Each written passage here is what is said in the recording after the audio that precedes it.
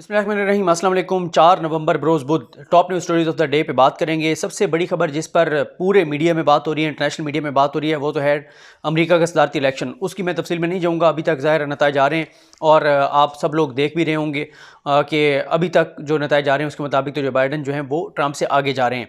अब आते हैं जो लोकल हमारे इशूज़ हैं, पाकिस्तान के इशूज़ हैं। फिरदौसी गमान साहिबा की आज एंट्री हुई है। उन्होंने पहली जो है वो तफसीली प्रेस कॉन्फ्रेंस की है। एक तो उन्होंने मीडिया को ये पैगाम दिया है कि अब हम मीडिया के साथ ताल्लुकात बेहतर रखेंगे, सहाफ़ियों को हेल्थ कार्ड देंगे और मीडिया से लड़ाई नहीं करेंगे बल्कि मीडिया को सपोर्ट करेंगे। और उन्होंने ये भी कहा कि मीडिया भी जो है वो जहाँ पे हमारे पे तनकीद बनती है तनकीद करे, जहाँ हम गलत कर रहे हैं बताए हमें, लेकिन बिला जवाज़ तनकीद और फेक न्यूज़ से मीडिया जो है वो एहतियात बरते। बाकी हम मीडिया के साथ अब ताल्लुकात जो हैं वो बहुत बेहतर रखेंगे। इसके बाद उन्होंने कहा कि मैं अपोजिशन के ज़ख्मों पर नमक छिड़कने नहीं बल्कि मरहम रखने के लिए आई हूँ और उनको जो ज़ख्म है उसके लिए मैं बरनौल जो हैं वो लेके आई हूँ। इसके बाद फिरदौस गमान ने मरियम के बारे में कहा। उन्होंने जुमला यूज़ किया कि राज ज़िले पता नहीं कि सुबहानी की राजकुमारी, और इस तरह के उन्होंने मरियम के बारे में अल्फाज इस्तेमाल किए और काफ़ी उन्होंने तनकीद की मरियम नवाज़ पर। और उन्होंने कहा कि जब से मुझे यहाँ पर लगाया गया है तो अपोजिशन जो है वो बहुत बेचैन नज़र आ रही है और बहुत तकलीफ़ में नज़र आ रही है। तो ये उनके लिए एक उनके सर पे बम गिरा है मेरी जो यहाँ पर तकर्री है। इसके बाद जो मामला है वो लाहौर में किसानों पर जो है वो लाठीचार्ज हुआ। किसान जो सरापा एहतजाज थे उसके बाद उनसे मुज़ाकरात किए गए, मुज़ाकरात कामयाब हो गए। 10 नवंबर तक इन्होंने किसानों ने अपना एहतजाज मौखर कर दिया है। बहरहाल ये वो मामला है किसानों का जिस पर हुकूमत को बहुत तवज्जो देनी चाहिए। अभी हमने चीनी और गंदम दोनों चीज़ें इंपोर्ट की हैं। हमने अपने किसानों को जो हमने पैसे देने थे उससे 3 गुना ज़्यादा पैसे हमने इंपोर्ट के ऊपर खर्च कर दिए। हमने डॉलर्स में पे भी किया, पाकिस्तान से बाहर डॉलर्स भी गए, पैसा भी बाहर गया, आवाम को भी मुश्किलात हुई। कई जो है वो चीज़ें बहुत महंगी हमने ख़रीदी, गंदम महंगी ख़रीदी, आटा महंगा बिकता रहा, चीनी बहुत ज़्यादा उसके रेट हो गए। तो यही पैसा अपने किसानों को देना चाहिए, सब्सिडी देनी चाहिए उनको, सस्ती खाद, सस्ती बिजली और ये अच्छा बीज, अच्छी जो है अद्वियात, ये चीज़ें देनी चाहिए ताकि उनकी लागत कम हो और उसके बाद आप जिस कीमत पर भी ख़रीदें उससे यह है कि चीज़ें मेंटेन रहेंगी। तो ये एक मामला है। बाकी जो गंदम का रेट है पंजाब में 1600 रुपये जो मुकर्रर किया गया है, सिंध ने 2000 कर दिया है। और इसके हवाले से आज बताया जा रहा है कि हफीज़ शेख साहब ने वज़ीर आला सिंध से रब्ता भी किया और कहा है कि एक ही रेट जो है वो होना चाहिए। इसके बाद आज जस्टिस काजी फाइसा केस में जो 2 जजेस जो रहते थे उनकी जानिब से भी इख्तलाफी नोट जारी कर दिया गया है। इससे पहले 7 जजेस का अक्सरियती फ़ैसला था। एक जज ने अपना इख्तलाफी नोट साथ ही शेयर कर दिया था, जारी कर दिया था। जो जस्टिस याहिया अफरीदी हैं, इन 3 जजेस ने इख्तलाफ किया था 7 जजेस के साथ। मेन फैसला जो है वो 7 जजेस का है, बाकी इख्तलाफी नोट हैं। याहिया अफरीदी साहब का इख्तलाफी नोट आ चुका था। आज जो है वो जस्टिस मकबूल बाकर साहब और जस्टिस जो मंसूर अली शाह साहब हैं उनका इख्तलाफी नोट जो है वो जारी किया गया है और उसमें उन्होंने काफ़ी हुकूमत पे, हुकूमती इदारों पर, रियासती इदारों पर सवालात उठाए हैं। लेकिन वो जितने भी सख्त इख्तलाफी नोट हों लेकिन कानूनी तौर पर ज़ाहिर है वो अब वो कोई बाइंडिंग नहीं है। यानी जैसे उन्होंने कहा है कि इनके ख़िलाफ़ क्रिमिनल प्रोसीडिंग्स की जाएँ जो ज़िम्मेदार थे, लेकिन ये क्योंकि अक़लियती फ़ैसला है तो इसकी वजह से किसी के ख़िलाफ़ कार्रवाई नहीं हो सकती। तो बाकी जो मेन फ़ैसला है वो 7 जजेस का है जिसमें उन्होंने जस्टिस काजी फाइसा का मामला FBR को भेजा और FBR अपनी रिपोर्ट दे चुका है सुप्रीम जुडिशल काउंसिल को।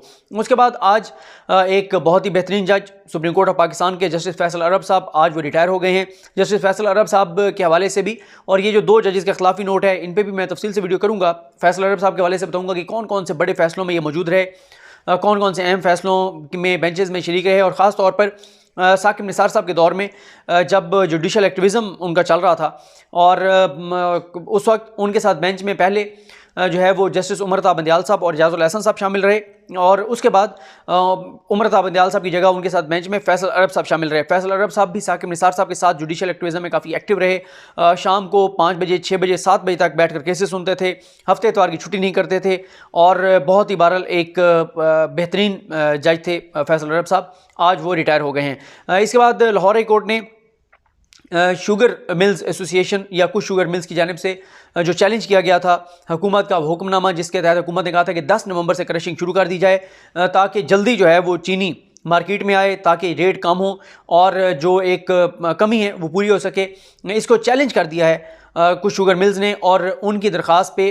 वो जो हुकूमती नोटिफिकेशन था, हुक्म था, वो मुअत्तल कर दिया गया है और मेरे ख्याल अटॉर्नी जनरल को तलब किया गया है और दलाइल जो हैं वो तलब किए गए हैं। लाहौर हाई कोर्ट इसको सुनेगी। देखते हैं इस हवाले से क्या फ़ैसला होता है।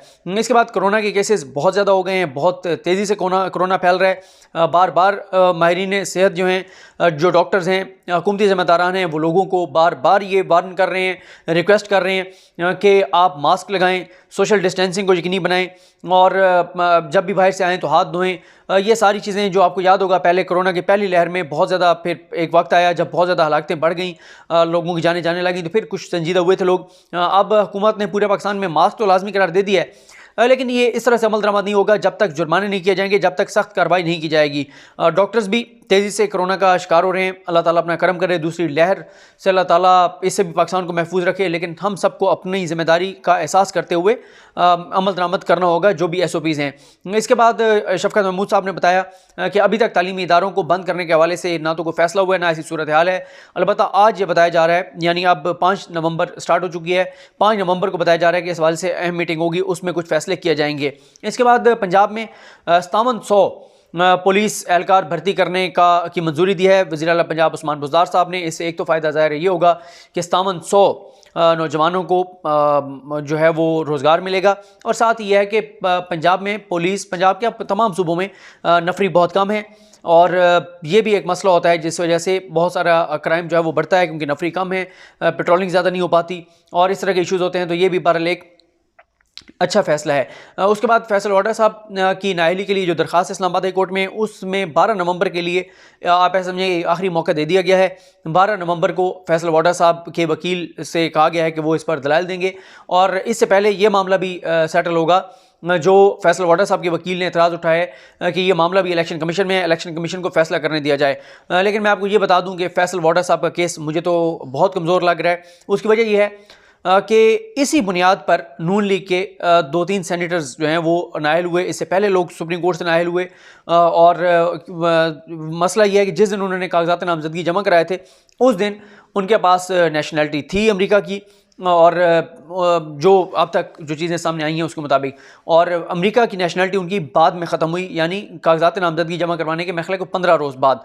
लेकिन सुप्रीम कोर्ट ने यह मेयार तय कर दिया है कि जिस दिन आप कागजात नामजदगी जमा करवाते हैं, आप बयान हल्फी जमा कराते हैं और बयान हल्फी पे आप दस्तखत करते हैं कि मैं हल्फन कहता हूं कि मेरे पास कोई नेशनलिटी नहीं है किसी और मुल्क की, तो क्योंकि आपके पास उस दिन नेशनलिटी होती है तो इसलिए आपका वो हलफनामा झूठा साबित हो जाता है और इस बुनियाद पर नाअहल कर दिया जाता है। इसके बाद प्राइम मिनिस्टर पाकिस्तान इमरान खान साहब ने आज बोस्निया के सदर के साथ जो प्रेस कॉन्फ्रेंस की, उसमें एक मरतबा फिर उन्होंने मगरबी ममालिक को मुखातिब करते हुए कहा है कि आपको अंदाज़ा नहीं है कि जब आप नबी करीम सल्लल्लाहु अलैहि वसल्लम की शान में गुस्ताखी करते हैं तो मुसलमान कितने दुखी होते हैं, कितने रंजीदा होते हैं, कितने मुसलमानों को इस पर गुस्सा आता है, क्योंकि मुसलमानों की नबी करीम सल्लल्लाहु अलैहि वसल्लम के साथ एफिलिएशन इस तरह की है। और इमरान खान साहब ने कहा है कि ये आज़ादी ज़ाहिर राय नहीं है कि उसकी आड़ में आप नबी करीम सल्लल्लाहु अलैहि वसल्लम की गुस्ताखी करें, उनके खाके शाये करें, और इस पे इस्लामोफोबिया वगैरह पे इमरान खान साहब ने बात की। उसके बाद आखिरी खबर यह है कि आसिफ अली जरदारी साहब जो हैं, जरदारी साहब ने सुप्रीम कोर्ट में एक और दरख्वास्त दायर कर दी है, और उस दरख्वास्त के ज़रिए वो ये कह रहे हैं कि उनके केसेस इस्लामाबाद से कराची जो हैं वो मुंतकिल कर दिए जाएँ। जरदारी साहब के मुकदमात जो हैं वो कराची से इसलिए इधर मुंतकिल किए गए थे क्योंकि वहाँ पर सारा रिकॉर्ड, क्योंकि सिंध हुकूमत के पास था, वहाँ पर जब JIT बनाई गई थी उनको थ्रेट था, JIT को काम नहीं करने दिया जा रहा था, उसको रिकॉर्ड नहीं दिया जा रहा था, और वहाँ पे केसेस उस तरह से चल नहीं पाने थे, तो इसलिए सुप्रीम कोर्ट ऑफ पाकिस्तान ने ये केसेस ट्रांसफ़र किए थे कराची से इस्लामाबाद। और जिस बेंच ने ये फैसला सुनाया था उसको हेड कर रहे थे चीफ जस्टिस पाकिस्तान उस वक्त के साकिब निसार साहब। साकिब निसार साहब के साथ फैसल अरब साहब और इजाज़ुल एहसन साहब शामिल थे, और मेरा ख्याल है कि वो फैसला जो है वो तहरीर किया था जस्टिस इजाज़ुल एहसन साहब ने। ये आज की top news stories of the day थी, और बाकी जो इंशाल्लाह कुछ इशूज़ हैं उन पे नेक्स्ट वीडियोज़ में बात करेंगे। मुझे अपनी दुआ में याद रखें। अलग नहीं, हम सब काम नासरो। अल्लाह हाफ़िज़।